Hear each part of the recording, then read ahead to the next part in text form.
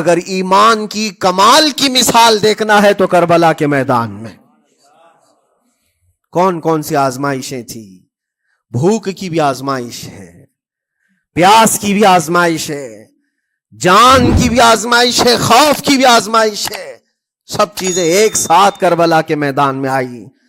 رسول اللہ کے گھرانے پر, اہل بیت پر وہ کیسا عظیم امتحان تھا جب وہ 72 لوگوں کا 82 لوگوں کا قافلہ بھوک اور پیاس سے جوجھ رہا ہو, 3 دن سے ان کے اوپر کھانا اور پانی بند ہو, اور ان شہزادوں کے ایمان میں ذرا برابر بھی فرق نہیں آتا.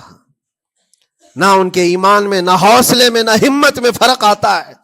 3 دن کے بھوکے اور پیاسے باطل سے نپٹنے کے لیے کس طرح سے کمر بستہ ہے. یہاں تک کہ بھوک کی شدت ایسی تھی کلیجہ منہ کو آئے. 6 ماہ کا بچہ بھی روتے روتے زبان جس کی سوکھ گئی ہو, وہ ماں جو بچے کو دودھ پلاتی ہے اس کے سینے سوکھ چکے ہوں, دودھ ختم ہو چکا ہو ماں کے پستانوں میں, کیسی قلت ہوگی. پانی کا ایک قطرہ ان کے گھر تک نہیں پہنچ پاتا. ماں اپنے بچے کو دودھ نہیں پلا سکتی تھی. اس سے زیادہ کیا آزمائش تھی یہ بھوک اور پیاس, یہ آزمائش.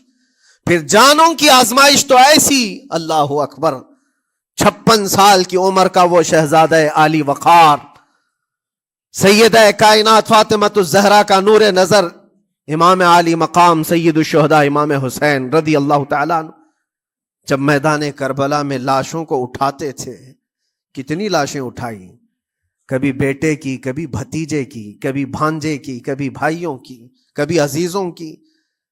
میاں ہم اپنے گھر سے نکلنے والے ایک جنازے کو اٹھاتے ہیں تو 8 دن تک ہمارے اندر سے ہوش نکل جائے. کوئی اپنے بچے کو اپنے ہاتھوں سے دفن کر کے دیکھے پھر کیفیت پتہ چلتی ہے. امام حسین نے ایک نہیں اپنے لاڈلوں کی لاشیں اس طرح سمیٹی ہیں. ان کے جوان بیٹے علی اکبر کو جب شہید کر کے گھوڑے دوڑائے گئے تھے جسم کے اوپر سے, ٹکڑے الگ ہو چکے تھے, اس کو سمیٹتے ہوئے کون بیٹھا ہے, رسول اللہ کا نواسا.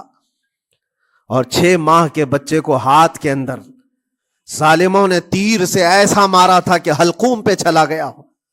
اور 6 ماہ کے علی اصغر کا خون جب امام حسین کے چہرے پر اچھل جاتا ہو, کسی باپ کے ہاتھ میں بیٹا وفات کر جائے اور پھر وہ لے کر کے خیمے میں آئے اور ادھر سے بلکتی ہوئی ماؤں کو اور بہنوں کو بھی دیکھے, ان میں بھی صبر کی تلقین دے.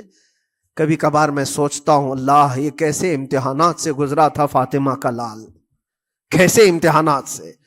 بھوک اور پیاس کی شدت الگ, یہ جانوں کی شدت, جانوں کے جانے کا غم الگ, عزیزوں کی لاشوں کو اٹھانے کا بوجھ الگ.